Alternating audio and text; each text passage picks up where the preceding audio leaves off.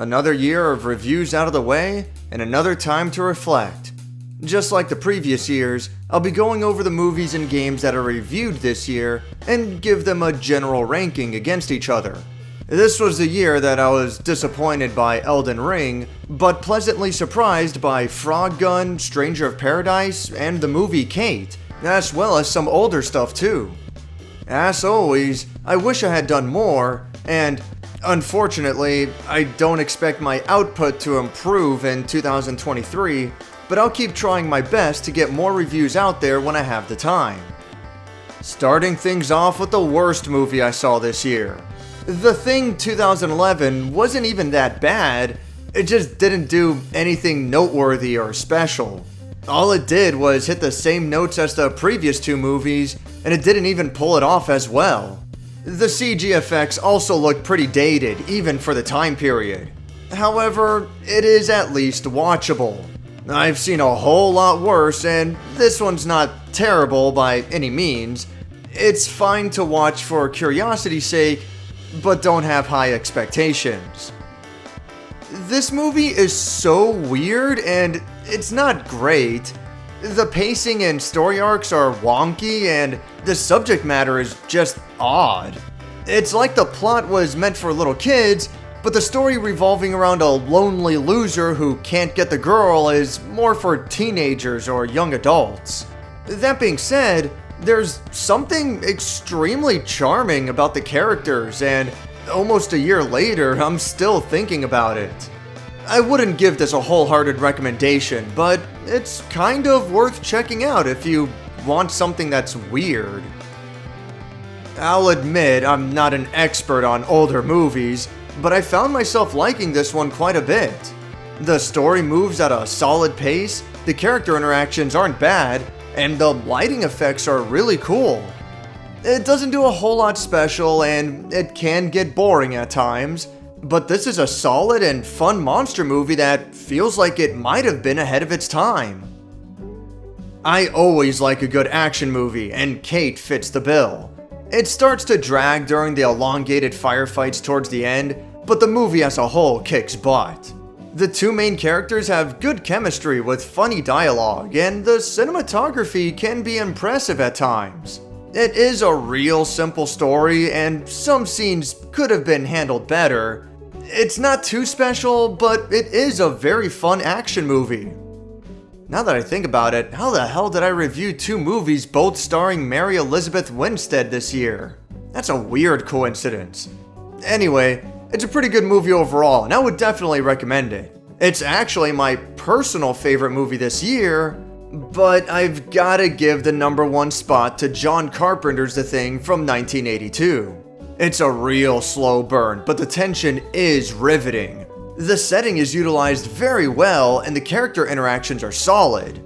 I actually wish if somehow they could have done a little bit more with the characters, but I suppose they needed the large cast for the sake of the story, and a balance had to be made to keep it all compact for a feature film. And it was all done fairly well anyway. The star of the show is unquestionably the puppet models and practical effects. They're so good that it's worth watching just for that alone. Even if it's not a major personal favorite of mine, I do recognize it as one of the all-time greatest horror movies, and you'd be doing yourself a disservice if you don't check it out. Thankfully, none of the movies this year were terrible, but I wasn't so lucky with the games. How the hell such a simple game manages to be so incompetent and in so many ways is just beyond me. The glitches, the writing, the ridiculously short length, there's practically nothing here. It's not the most frustrating game I've played, not by a long shot, but there is so little to Witchcrafty that a recommendation under any means is simply impossible. Ninja Blade takes the worst aspects from popular action games of the previous generation and does them all poorly. It's annoying to control, feels bad to look at, and everything about it, from the presentation to the gameplay, comes off as a bad joke. The story does have its moments, sure, but this game is an absolute mess that barely functions. And don't even get me started on the boss battles. The most noteworthy thing about this game is that it came out 1 week before Demon Souls, which helped turn From Software into the success story it is today. But Ninja Blade itself isn't even worth looking at. Man, an educational game? I guess I finally hit rock bottom. Honestly, this game doesn't even have that bad of a concept, but the big problems are that it's ridiculously repetitive, requires an absurd amount of grinding, and it doesn't even take the gameplay foundation very far. I think it's pretty good for grade school math practice, but that's about it, and I'm sure an educational game is a hard sale for any kid. Once again, I gotta stress, this game was delayed for over a year and a half, and it ended up getting practically no new content since the first beta nearly 2 years ago. If that doesn't tell you that this game was straight up abandoned mid-development, then I don't know what else will. Even without considering that, it's still just a bare bones and mediocre third-person shooter, at best. And man, I'm not kidding when I say it's bare bones. There is so much uncertainty involved in terms of power-up location spawns and what perks your opponent has equipped that it's more frustrating than anything else, and it doesn't even feel good to play. Really, the only saving grace is that it's simply included with Resident Evil 8 Village. Well, that, and I guess it's at least not a game about solving math problems. This one isn't just a weird cash grab sequel to the 1982 film, it takes it a step further and is actually really bad fanfiction. I respect the attempt to turn the general themes of the original movie into actual gameplay mechanics, but it's never really utilized in meaningful ways and is usually regulated to scripted sequences, which makes the whole thing pointless. The controls suck too, level design and direction can be unclear at times, the game's AI falls short, and the boss battles, good lord. It's not the worst game of its generation, but I swear it was trying its best to be. Much like Ninja Blade, The Order 1886 is essentially an amalgam of ideas that were already outdated by the time the game was released. It's a story-focused, simplistic cover shooter with boss battles consisting of lame-brain QTE button prompts. To think that this was heavily marketed as a major release, like it was gonna be a big system seller for the PlayStation 4. It's not terrible, the game at least functions, but it is so simple and uninspired that it's not even worth playing. The story is awful too. There's not much to say about Wavetale. It pretends to be open world without too much of a purpose, but is thankfully not bloated enough for that to be a problem. The platforming and traversal aspects are okay, but too shallow to mean much. The combat is brainless and a wasted inclusion, and the ridiculously short length ends the game before it really gets going. It is fairly solid overall, but fails to build upon its initial foundation in a meaningful way. So, while it's not outright bad, there's not really much of a reason to play this. Swordship was quite the surprise. Blazing fast speed and exhilarating action, but it soon became apparent that it was just another random roguelike only pretending to be an arcade game. It hardly feels fair at times, which makes going after a high score a lot less appealing. A severe lack of content for a $20 game doesn't help either. But it is a unique and interesting concept that was pretty fun to play through. Ah yes, Elden Ring. Probably the first game to get the most awards before it even came out. Am I the only one who thinks that's pathetic? To give out awards for gameplay trailers? It's just more evidence of how much of a clown show this industry can be. And the Game Award goes to Elden Ring for the second year in a row. Anyway, Elden Ring was a pretty ambitious game for From Software. It sure is a far cry from the likes of Demon Souls, or hell, Ninja Blade for that matter. But in all seriousness, the open world aspect contributes greatly to the sense of scale and immersion of the game, and there are more weapons and magic spells than ever before. Unfortunately, it's a case of quantity over quality. The open world is way too massive for its own good, especially when you just run past everything on your horse. The vast majority of weapons and spells are practically useless, with a select few being insanely powerful. Get yourself a powerful katana and max out your bleed status effect, and you'll wipe the floor with most of the game. But most other builds just aren't up to the job. In a series that's been known to foster player creativity and unique character builds, it feels like Elden Ring was unbalanced and tuned to cater towards specific playstyles. On top of all that, the difficulty is insane, far more so than any of the previous entries, unless you rely on summoning spirits, in which case the difficulty is now a complete joke and far easier than any of the games before.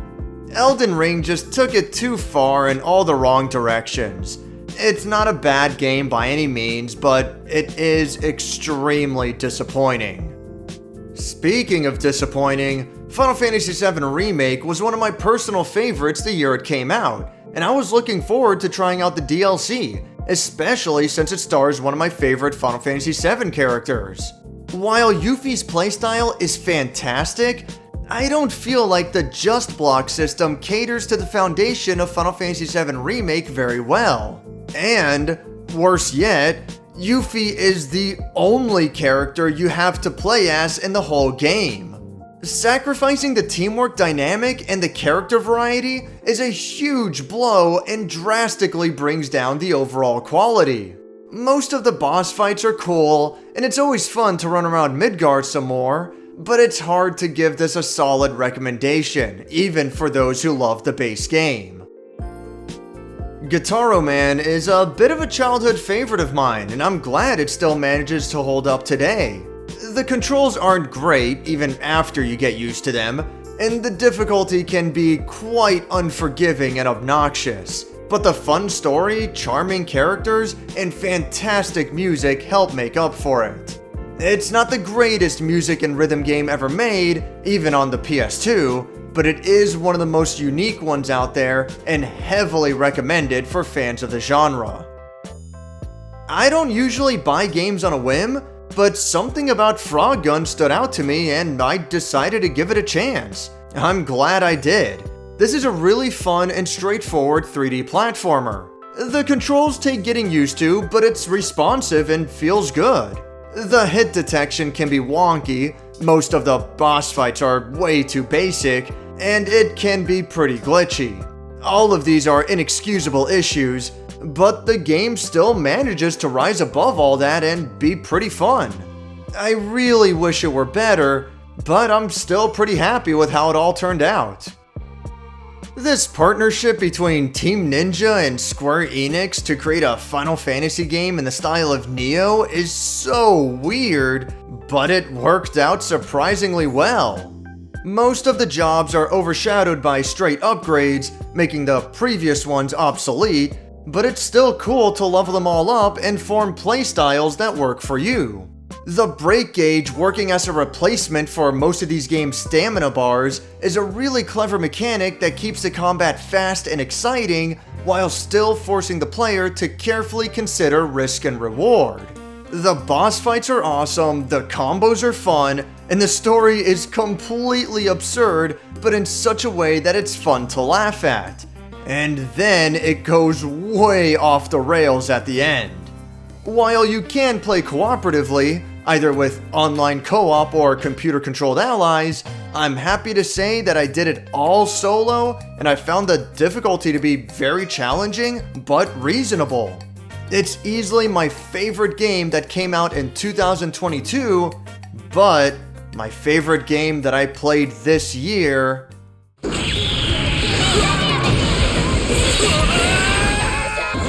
is Guilty Gear Strive, baby. Game of the year for 2 straight years. I still play this game all the time. I still absolutely love it. I still can't get enough of it. It definitely helps that May is one of the best fighting game characters ever made.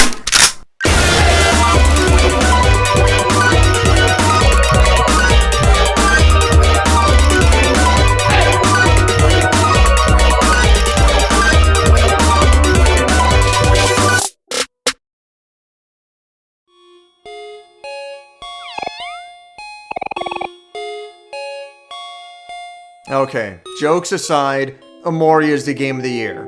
Omori is the game of the year all years.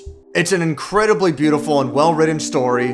The world is fascinating to explore. The characters are wonderful to interact with. The combat is creative and fun. The music is an absolute delight in every way.